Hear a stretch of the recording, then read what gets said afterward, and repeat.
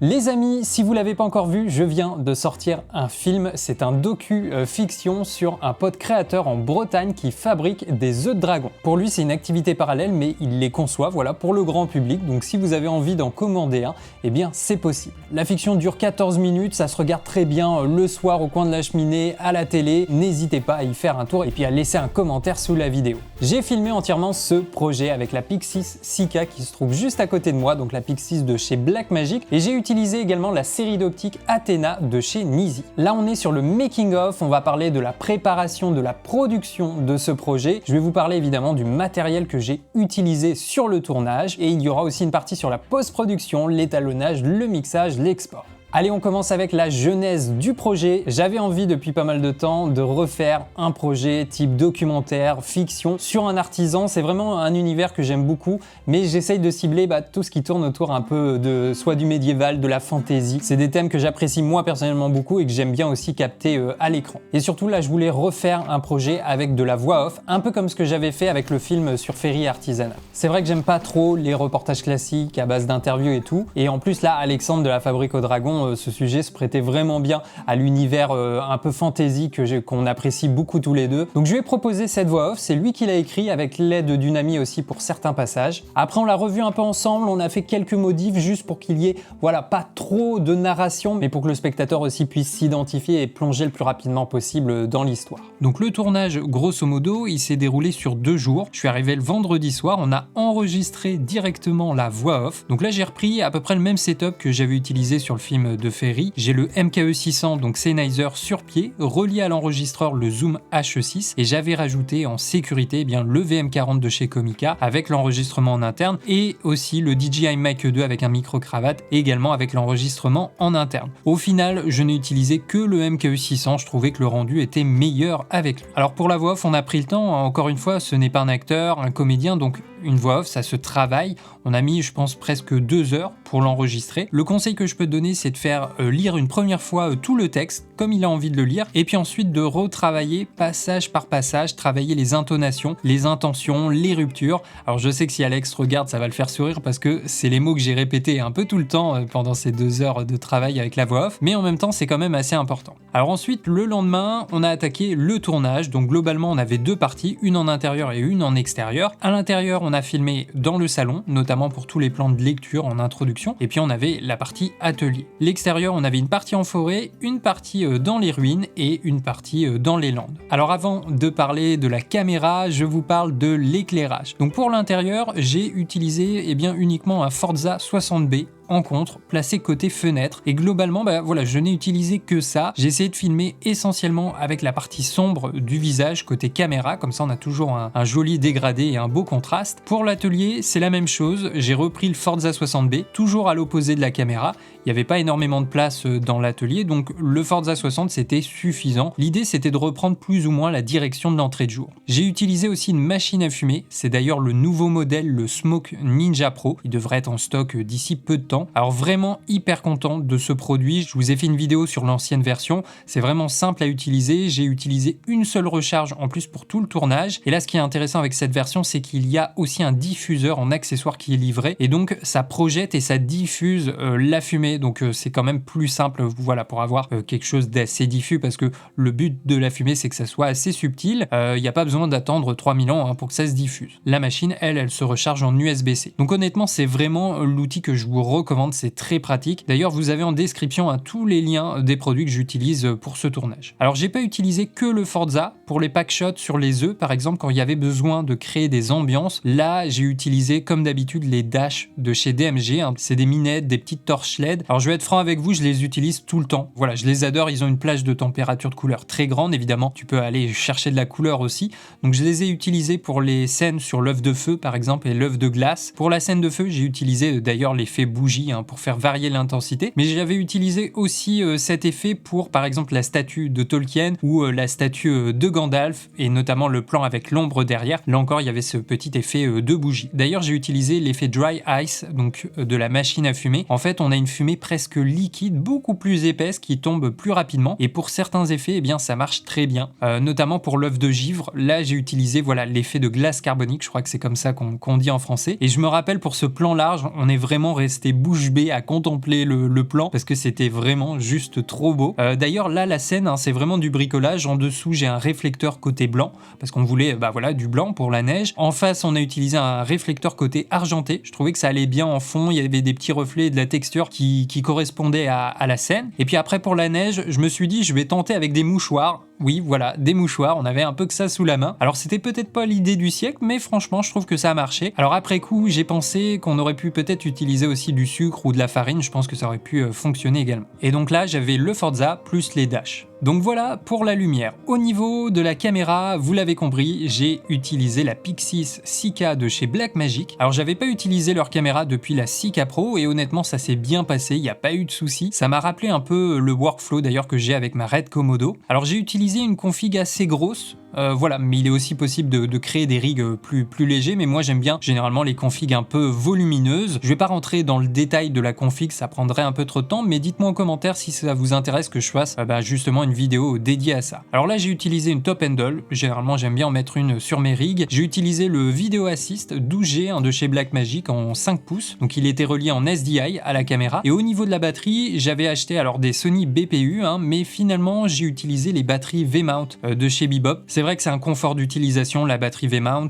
Tu les changes une fois dans la journée et t'as pas à te prendre la tête sur les batteries. Alors j'ai filmé évidemment en bi-raw, j'étais en open gate la plupart du temps, j'ai quasiment pas fait de ralenti, mais au tournage j'avais mes guides, mes barres en 2.35 parce que je savais que ça serait le format de sortie. Alors au niveau du stockage, j'ai utilisé les CF Express type B de chez Angelbird. Ça fait des années que j'utilise leur carte et donc là j'avais deux CF Express d'1 Tera. Voilà, il y a deux slots sur la caméra, on peut aussi utiliser un SSD, mais voilà, moi généralement quand j'ai les cartes je préfère les utiliser. Et là pour information, pour ce tournage j'ai rempli à peu près 1,1 Tera je crois de bi-raw. Ensuite au niveau des objectifs, alors ça fait un moment que je voulais tester justement la série Athena de chez Nisi. Ils m'ont prêté la valise complète, donc franchement rien à dire, très belle série d'optiques. Ils ont quasiment tous la même taille. Je trouve qu'on a un rendu plutôt neutre à l'image, très propre. Moi j'ai surtout utilisé le 50 mm, j'aime beaucoup cette focale, ça met bien en valeur le sujet et tu peux faire plusieurs valeurs de plan. Et de temps en temps j'ai utilisé aussi le 24 mm pour du plan un peu plus large et là encore je trouve que ça fonctionne bien. Évidemment j'ai tout fait en mise au point manuel. Alors je sais pas si vous avez vu mais j'ai fait quelques bascules de mise au point dans le film. Voilà, quand ça raconte quelque chose j'aime bien le faire. Franchement la bague est très fluide avec juste un peu de résistance pour faire quelque chose de propre. Donc vraiment rien à dire sur cette série d'optiques. D'ailleurs je vous prépare un test dédié à la série Athena. Et j'ai aussi utilisé la Madbox de chez Nisi, je vous l'ai déjà présenté sur la chaîne. Donc on a un filtre ND variable dedans, donc ça me permet d'ajuster l'exposition. Et j'ai aussi un filtre Black Mist 1/8 que j'ai utilisé tout le temps du tournage. Alors j'ai également utilisé le 100 mm de chez Lumix pour la macro parce que c'est le seul objectif macro que je possède. Il est en monturel et comme justement moi la Pixis je l'ai en monturel, donc c'est parfait, j'ai même pas besoin d'utiliser un adaptateur. Donc tous les gros plans de détail, notamment au niveau des écailles des œufs, ça a été fait au 100 mm de chez Lumix. Alors au niveau du micro, moi généralement sur ce type de projet où je suis seul, j'utilise un micro caméra. J'ai fait une alternance entre le VM40 de chez Comica et le Zoom M3 Mic Track. Pour les deux, j'ai utilisé l'enregistrement en 32 bits en interne parce que ça offre beaucoup plus de souplesse en post-production. Par contre, le petit souci, c'est que sur ma config, le micro est placé juste à côté du moniteur et du coup, j'ai l'impression qu'il capte un petit buzz aigu qui sort du moniteur qu'on entend de temps en temps et c'est un peu chiant à l'enlever au mixage. Alors j'ai pu quand même vraiment l'atténuer, voire complètement l'enlever, mais comme moi sur ce genre de projet, les bruitages sont quand même assez importants. C'est un peu relou quand même et en même temps j'ai pas non plus 36 endroits où je pourrais mettre ce micro sur la caméra. Évidemment l'idéal ça serait d'avoir quelqu'un à la perche. Alors j'ai filmé à la fois sur trépied pour certains plans mais aussi à main levée, les deux se font bien. Bon à la fin c'est vrai que la config pèse un peu dans les bras, j'aimerais bien tester un easy rig pour voir. Et donc voilà, on a fini la partie extérieure sur le plan de fin du film. On a trouvé une petite crête assez sympa visuellement. J'avais mis la caméra sur trépied et je m'étais caché un peu dans les fourrés pour envoyer la fumée. Donc je me suis dit que ça irait bien avec l'ambiance. Après il y avait quand même énormément de vent donc la fumée elle partait tout de suite très rapidement. Heureusement le vent était dans le bon sens, elle partait sur les œufs. Donc on a pu finir sur cette scène de fin que j'avais en tête depuis la préparation du projet. Donc voilà pour la partie tournage. Allez, avant de vous parler de la post-prod, petite séquence bêtisier parce qu'il y avait quelques images assez drôles qu'on a voulu vous partager parce que oui, c'est pas si simple que ça que de se mouvoir et de se déplacer avec une cape qui touche le sol en permanence.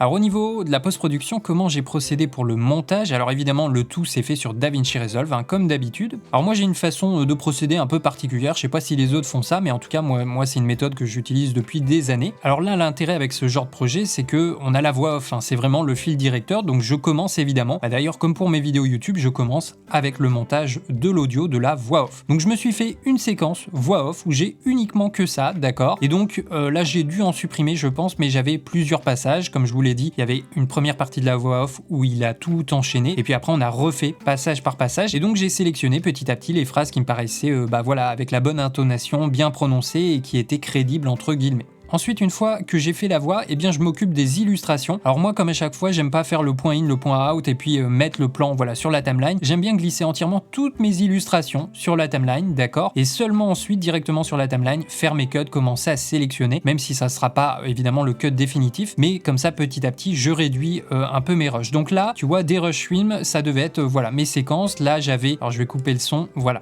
Là, j'avais mes plans d'intro. Ensuite, j'ai les plans voilà d'introduction avec le livre également, toute la première partie de narration, ensuite la partie atelier, ensuite voilà, je fais des petites séquences comme ça, ensuite voilà, il prend les photos en extérieur, il revient en atelier, mise en scène, les œufs, voilà, ensuite on a la transformation, il incarne le personnage, et donc la partie forêt, la partie ruine. D'ailleurs, vous allez voir qu'il y a plein de plans en fait hein, que je n'ai pas utilisé. Là, tu peux voir que la partie ruine, j'ai énormément de plans. Pareil pour la partie forêt, je n'ai pas pu tout utiliser évidemment, j'ai dû faire un choix. Là, le dragon, et puis voilà l'œuf, et puis on finit après au Mont d'Arrée, hein, là en Bretagne sur les Landes. Voilà, j'ai mis un petit peu dans l'ordre toutes mes illustrations, je les ai regroupées par séquence, et comme ça, voilà, je n'ai plus qu'à piocher plan par plan ce qui m'intéresse. Alors ensuite, j'ai créé une timeline montage film, d'accord? Donc là, séquence par séquence, je vais venir monter petit à petit mon projet. Alors au début, il n'y a pas les bruitages, hein, il n'y a pas la musique, ça c'est rajouté après.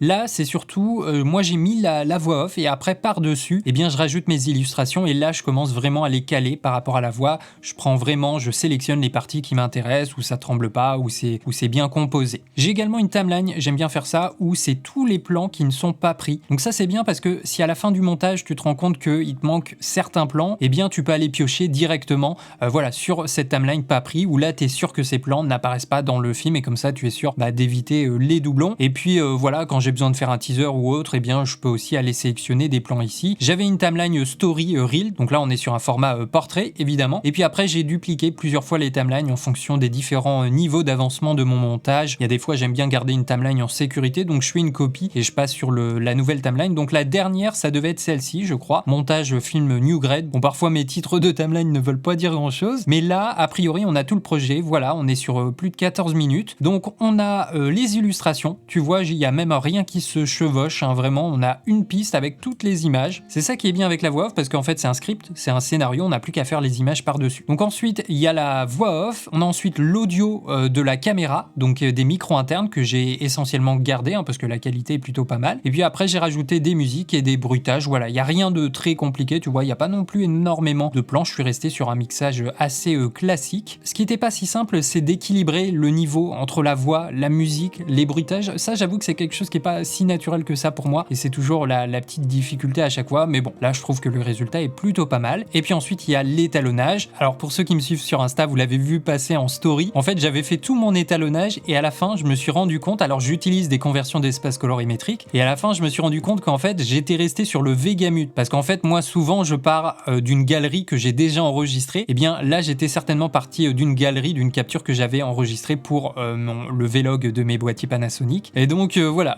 je me suis dit bon zut, alors en fait c'est pas bien grave parce que tous les les logs se ressemblent plus ou moins. Donc là, le résultat était franchement très très bien et ça aurait pu le faire. Mais je me suis dit, bon, allez, je vais essayer quand même de repasser sur le Blackmagic. Donc tu vois, au lieu du Vegamut Vlog, je suis repassé sur le Blackmagic et le film Gen 5 là pour le Blackmagic. J'ai fait la comparaison justement entre l'espace de couleur Vegamut et celui là du Blackmagic. Et il y a quand même des petites différences. Et j'ai trouvé justement que le Blackmagic était légèrement plus intéressant au niveau des noirs parce qu'il y avait un léger roll-off qui était assez joli. Et les highlights étaient un petit peu plus punchy, un peu plus présents. Par contre, il y avait quand même des différences au niveau des couleurs. Donc à chaque fois, plan par plan, j'ai dû refaire des ajustements. Donc j'ai perdu pas mal de temps là-dessus. Sinon, au niveau de l'étalonnage, moi, c'est voilà mon arbre des nœuds habituel. Là, j'ai fait un peu plus de choses au niveau du glow. J'ai travaillé quelque chose d'un peu différent. D'ailleurs, si ça vous intéresse au niveau de l'étalonnage, que je vous fasse une vidéo dédiée, peut-être voilà pour des idées d'étalonnage de bureau venant justement de la Pixis, eh bien, je peux vous montrer ça.